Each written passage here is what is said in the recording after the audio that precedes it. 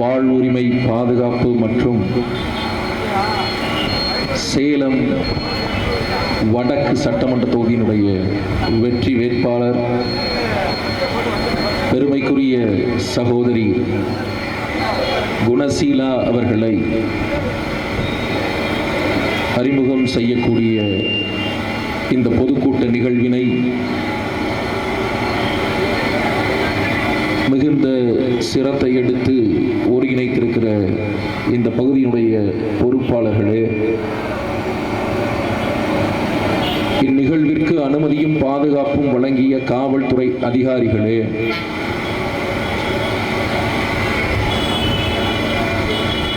தேர்தல் நெருக்கத்தில் நாம் தமிழர் கட்சிக்காரர்களின் மேடை பேச்சுகளை இடைவிடாது குறிப்பெடுத்து அரசுக்கு அனுப்பி வைக்கிற அளப்பரிய பணியை செய்கிற உளவுத்துறை அதிகாரிகளே,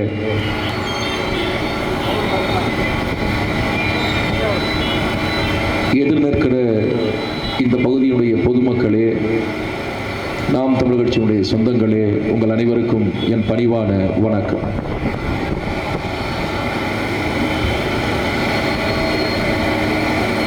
சேலம் மாநகரத்திற்கு நான் பல ஆண்டுகளுக்கு முன்பாக வந்தது உண்டு. இப்பொழுது சேலம் நகரம் முழுவதும் வெறும் பாலமாக இருக்கிறது. சேலம் என்று பெயர் வைத்ததற்கு பதிலாக பாலம் என்று பெயர் வைத்திருக்கலாம். சேலம் முழுவதும் பாலமாக இருக்கிறது, ஆனால் சேலத்து மக்களுடைய வாழ்க்கை பாரமாக இருக்கிறது. அதுதான் பெரிய பிரச்சனை. நெசவாளர்களுடைய வாழ்வுரிமை பாதுகாப்பு என்கிற அடிப்படையில் இந்த கூட்டத்தை உறவுகள் ஒருங்கிணைத்திருக்கிறார்கள்.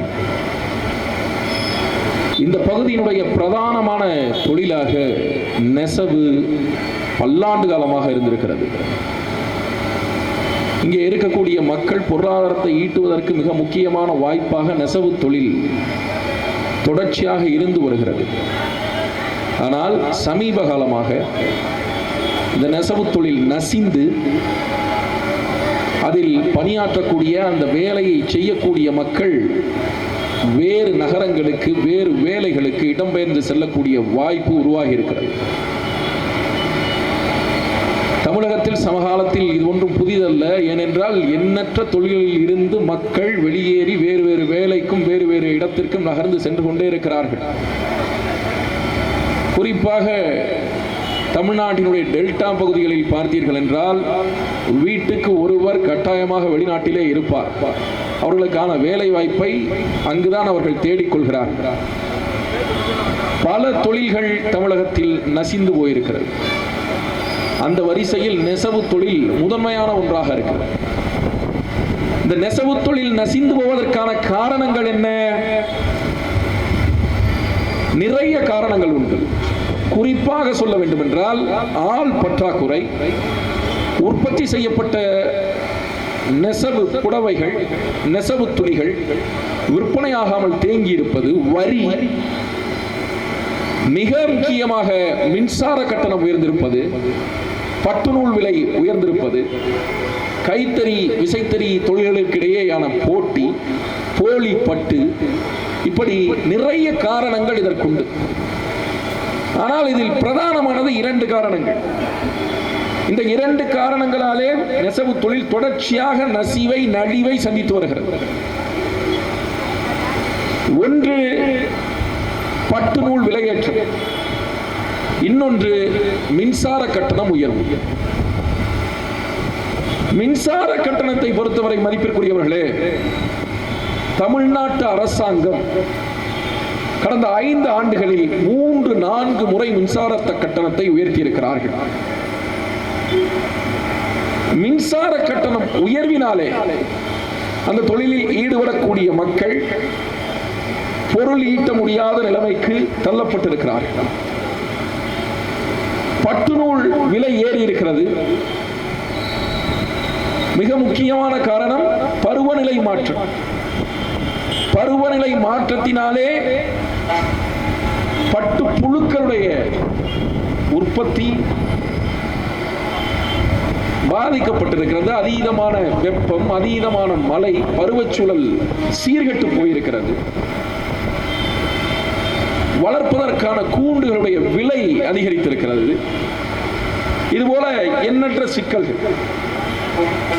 நியாயமாக ஒரு அரசிற்கு தொலைநோக்கு பார்வை இருக்கும் என்றால் இந்த தொகுதியிலே இருக்கக்கூடிய திமுகவினுடைய சட்டமன்ற உறுப்பினருக்கு சுற்றி இருக்கக்கூடிய அதிமுகவினுடைய சட்டமன்ற உறுப்பினர்களுக்கு இந்த பகுதியினுடைய மக்களுடைய வாழ்வாதாரத்தை காப்பாற்ற வேண்டும் என்ற எண்ணம் இருக்கும் என்றால் அவர்கள் இது குறித்து மிக தீவிரமான ஒரு செயல் திட்டத்தை மக்களிடத்திலே முன்வைத்திருப்பார்கள். ஒதுக்கப்படுகிறதே தொகுதி மேம்பாட்டு நிதி ஒவ்வொரு வருடத்திற்கும் 3 கோடி ரூபாய், 5 வருடத்தில் மொத்தமாக 15 கோடி ரூபாய். இந்த 15 கோடி ரூபாய் பணத்தை கொண்டு ஏதேனும் ஒரு விதத்தில் இந்த தொழில் நசிவுறுகிறதே, அந்த நசிவில் இருந்து அந்த மக்களை காப்பாற்றுவதற்கான வழிவாய்ப்புகளை ஏற்படுத்தி இருக்கலாம். அல்லது சட்டமன்றத்திற்குள்ளாக பேசி அரசாங்கத்திடம் மனு செய்து இந்த பகுதியுடைய சட்டமன்ற உறுப்பினர் அவர்கள் இந்த தொழிலை காப்பாற்றுவதற்கான புதிய திட்டங்களை இந்த பகுதிக்கு கொண்டு வந்திருக்கலாம். ஆனால் இதில் எது ஒன்றையும் அவர் செய்ததாக தெரியவில்லை. இந்த சேலம் வடக்கு பகுதியிலே எங்களுடைய வேட்பாளர் ஜனவரி மாதம் 15ஆம் தேதியிலிருந்து பொங்கலுக்கு பிறகாக தொடர்ச்சியாக களத்திலே நிற்கிறார். ஒவ்வொரு வீடாக சென்று மக்களை சந்திக்கிறார், அவர்களுடைய நிறைகுறைகளை கேட்டறிகிறார், அனுதினமும் மக்களோடு இருக்கிறார். அப்படி அவர் அனுதினமும் மக்களோடு இருக்கிற போது எதிரிலே இருக்கக்கூடிய திமுகவினுடைய சட்டமன்ற உறுப்பினருக்கு ஒரு பயம், பதட்டம் ஏற்படுகிறது. நாங்கள் மக்களோடு நெருங்கி போவதை, பிரச்சாரம் செய்வதை, மக்களோடு மக்களாக நிற்பதை அறிந்து கொண்டு அவர் பயப்படுகிற அவர் எங்களை பார்த்து 4.5 ஆண்டுகள் கழித்து மீண்டும் மக்களை சந்திக்க வந்திருக்கிறார். மக்களுக்கு அண்டா குண்டாக்கள் கொடுக்கிற வேலையை தொடங்கி இருக்கிறார், டிஃபன் பாக்ஸ் கொடுக்கிற வேலையை தொடங்கி இருக்கிறார். இதுதான் இவர்களுடைய அரசியல் ஆக்கப்பூர்வமான திட்டம் என்று இவர்களிடத்திலே எது ஒன்றும் கிடையாது. ஏன் நெசவு தொழிலிலே மின்சார கட்டணம் ஏறி போயிருக்கிறது? தமிழ்நாடு முழுவதும் மொத்தமாக ஏன் மின்சார கட்டணம் ஏறி போயிருக்கிறது? மதிப்பிற்குரியவர்களே, தமிழ்நாட்டினுடைய டான்ஜென்கோ மின்சாரத்துறை கிட்டத்தட்ட 1,59,000 கோடி, 1,60,000 கோடி சற்றேறக்குறைய கடனிலே இருக்கிறது. மாதத்திற்கு, ஒரு வருடத்திற்கு வட்டி மட்டும் அவர்கள் 16,000 கோடியை கட்டுகிறார்கள். தமிழ்நாட்டினுடைய டான்ஜென்கோ மின்சார வாரியம் இவ்வளவு கடன் வைத்திருக்கிறார்கள். இந்த கடனை சமாளிப்பதற்காக வேறு வழியின்றி அவர்கள் மின்சார கட்டணத்தை உயர்த்துகிறார்கள். தொழில்களுக்கு என்பது வேறு. மாறாக தமிழ்நாட்டு மக்களுக்கே 2021 திராவிட முன்னேற்ற கழகம் தேர்தலை சந்திப்பதற்கு முன்பாக தேர்தல் வாக்குறுதி கொடுத்தது. என்ன கொடுத்தது என்றால் 2 மாதங்களுக்கு ஒரு முறை எடுக்கக்கூடிய மின்சார கட்டணத்தை நாங்கள் வந்தால் 1 மாதத்திற்கு ஒரு முறை அளவிட்டு கட்டணத்தை குறிப்போம் என்று சொன்னார்கள் திமுகவினர். நீங்கள் எடுத்து பார்த்துக் கொள்ளலாம். திமுகவினுடைய தேர்தல் அறிக்கையிலே இன்றும் இருக்கிறது, இணையதளங்களிலே இருக்கிறது. திமுகவினுடைய தேர்தல் அறிக்கை அது. ஆனால் கிட்டத்தட்ட ஆட்சி காலம் முடிய போகிறது. இந்த வாரமோ அடுத்த வாரமோ தேர்தல் தேதி அறிவிக்க இருக்கிறார்கள். இன்று வரை மக்களுடைய சுமையை குறைப்பதற்காக மின் கட்டணத்தை மாதத்திற்கு ஒரு முறை எடுத்த பாடு இல்லை. பல முறை கோரிக்கை வைக்கப்பட்டிருக்கிறது அரசாங்கத்திற்கு. ஆனால் ஒரு முறை கூட அவர்கள் அதை செய்ததில்லை.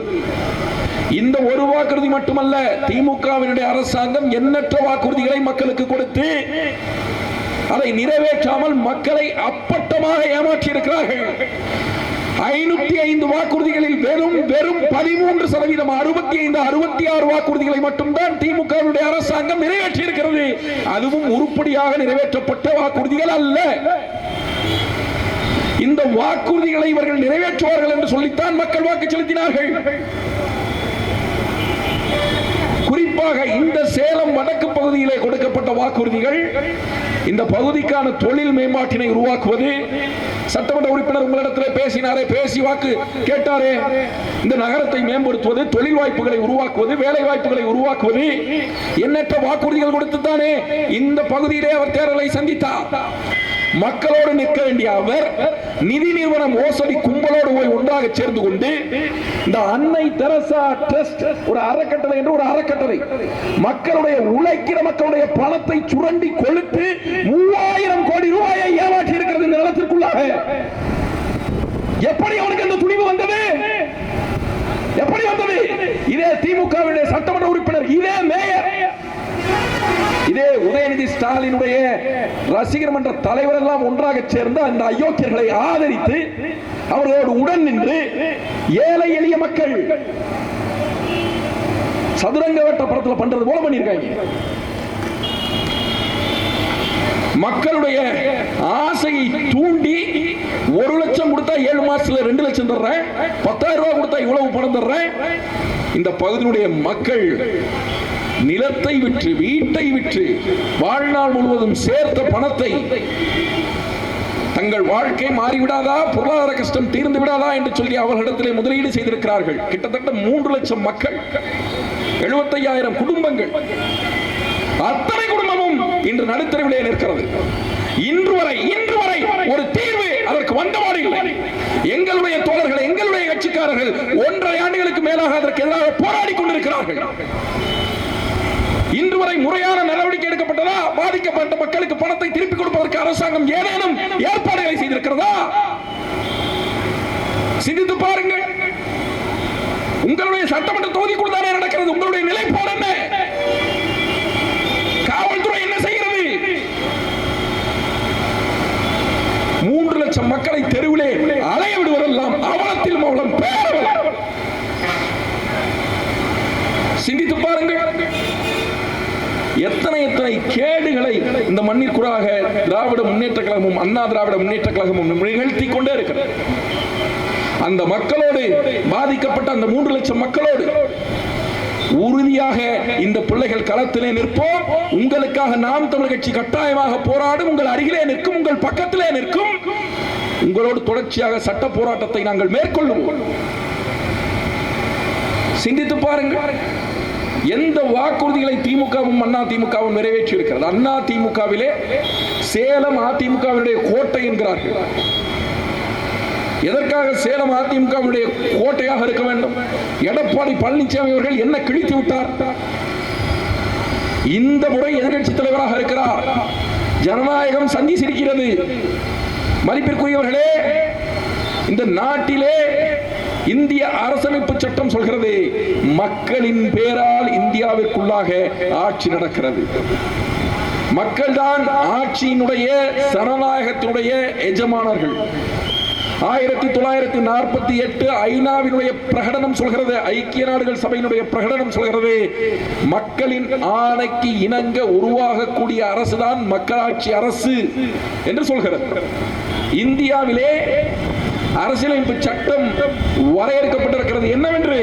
இந்த நாட்டிலே அரசாங்கத்திற்கு அதிகாரம் எப்படி வருகிறது? அரசுக்கு இவ்வளவு அதிகாரம் இருக்கிறதே, அரசு நினைத்தால் என்ன வேண்டுமானாலும் செய்ய முடிகிறதே. அரசு நாளை நினைத்தால் அங்கே இருக்கிற கோயிலை அகற்ற முடியுமா என்றால் அகற்ற முடியும். அது கடவுளாகவே இருந்தாலும் சரி, அது எந்த மதத்து கடவுளாக இருந்தாலும் சரி, அது கிறிஸ்துவாக இருந்தாலும் சரி, ஏக இறைவனாக இருந்தாலும் சரி, அது கிருஷ்ணராக இருந்தாலும் சரி, யாராக இருந்தாலும் சரி, ஒரு அரசாங்கம் நினைக்கும் என்றால் கடவுளாக இருந்தால் கூட அந்த வழியாக அந்த கடவுளுடைய தேர் செல்லக்கூடாது என்று சொன்னால் செல்ல முடியாது. அரசாங்கம் வலிமையானது. இந்த நாட்டிற்குள்ளாக நாளை முதல் ஒரு நகைச்சுவைக்காக தமிழ்நாடு அரசாங்கம் இட்லியை தடை செய்கிறது என்று வைத்துக் கொள்வோம். இட்லி சாப்பிடுபவர்களை எல்லாம் காவல்துறை கைது செய்கிறது என்று வைத்துக் கொள்வோம். இட்லியை நாம் யாரும் சாப்பிட முடியாது. நீங்கள் இந்த உடை உடுத்த வேண்டும், இந்த உணவை சாப்பிட வேண்டும் என்பதெல்லாம் உங்களுடைய உரிமைகளாக இருக்கலாம். ஆனால் ஒரு அரசாங்கம் நினைத்தால் இந்த உரிமைகளை மறுக்க முடியும். கடவுள் காண்கிற இடத்திலெல்லாம் கடவுள் இருக்கிறாரா என்று நமக்கு தெரியாது. ஆனால் மதிப்பிற்குரியவர்களே, காண்கிற இடத்திலெல்லாம் அரசியல் இருக்கிறது. ஒரு பேரறிஞன் சொல்கிறான், அரசியலிலே நாம் பங்கேற்காமல் இருப்பதனால் ஏற்படக்கூடிய பெரிய விளைவு என்னவென்றால் நம்மை விட தகுதி குறைந்தவர்களால் நாம் ஆளப்படுவோம் என்பதுதான். எப்பொழுதுமே ஒரு நாட்டிற்குள்ளாக குடிமக்களை தாண்டி குடிமக்களை ஆளக்கூடிய ஒரு முதலமைச்சர், அமைச்சர்மார்கள், மந்திரிமார்கள் மக்களை விட மேம்பட்டவர்களாக, ஏதோ ஒரு விதத்தில் நிர்வாகத்திறனில் மேம்பட்டவர்களாக, எதிர்காலம் குறித்த சிந்தனையில் மேம்பட்டவர்களாக, எதிர்காலம் குறித்த திட்டங்களை மக்களை நல்வழிப்படுத்துவதற்கான, அவர்களை முன்னேற்றுவதற்கான திட்டங்களை தன் தலையிலே, தன் சிந்தனையிலே கொண்டிருக்கக்கூடிய மனிதர்களாக இருக்க வேண்டும்.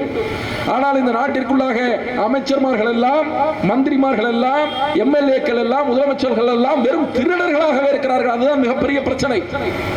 ஒரு கவிஞன் தான் எழுதினான், நாங்கள் வாக்காளர்கள் மிக சாதாரணமாக, மிக எளிமையாக ஒரு மனிதனை மந்திரியாக்கிவிட முடிகிறது, ஆனால் எவ்வளவு முயன்றும் ஒரு மந்திரியை மீண்டும் மனிதனாக்க முடியவில்லை என்று எழுதினார். மந்திரிமார்கள் ஊழலிலே திளைத்து ஊறி போயிருக்கிறார்கள். ஒரு முறைகெட்ட அரசாங்கம், மக்களாட்சியை கேலிக்குள்ளாக்கக்கூடிய ஒரு அரசாங்கம் இந்த நாட்டிலே நடந்து கொண்டிருக்கிறது. நீங்கள் சிந்தித்து பாருங்கள். எடப்பாடி பழனிசாமி அவர்கள் திமுக 5000 ரூபாய் கொடுத்தால் நான் ஆட்சிக்கு வந்தால் 10,000 ரூபாய் கொடுப்பேன் என்கிறார். இவர்கள் 1000 கொடுத்தால் அவர் 2000 கொடுப்பேன் என்கிறார். இவர் பெண்களுக்கு இலவச பேருந்து என்றால் அவர்கள் ஆண்களுக்கும் சேர்த்து இலவச பேருந்து என்கிறார்கள். 12ஆம் வகுப்பு படித்து முடித்தவர்களுக்கு பணம் கொடுக்கிறார்கள். வேலை இல்லாமல் வீட்டில் இருப்பவர்களுக்கு பணம் கொடுக்கிறார்கள். இதை யார் செய்வது? தமிழ்நாட்டினுடைய எதிர்கட்சி தலைவர் செய்வது. இதையெல்லாம் தாண்டி ஒருபடி மேலே போய் இப்போ ஒரு அவலம் நடந்து கொண்டிருக்கிறது. இப்ப நாம் தமிழர் கட்சி இருக்கிறது. நாம் தமிழர் கட்சியினுடைய கூட்டங்களுக்கு யாருக்கும் நாம் பணம் கொடுப்பதில்லை, பணம் கொடுத்தும் அழைப்பதில்லை. மக்கள் சுய விருப்பத்தின் பேரில், கொள்கையின் மீது கொண்ட பற்றினாலே, அண்ணன் சீமான் மீது கொண்ட பற்றினாலே, தமிழ் தேசிய அரசியல் மீது கொண்ட பற்றினாலே கூடுகிறார்கள். அவர்களிடத்திலே நாம் அரசியல் கருத்துக்களை எடுத்து வைக்கிறோம். ஆனால் எடப்பாடி பழனிசாமி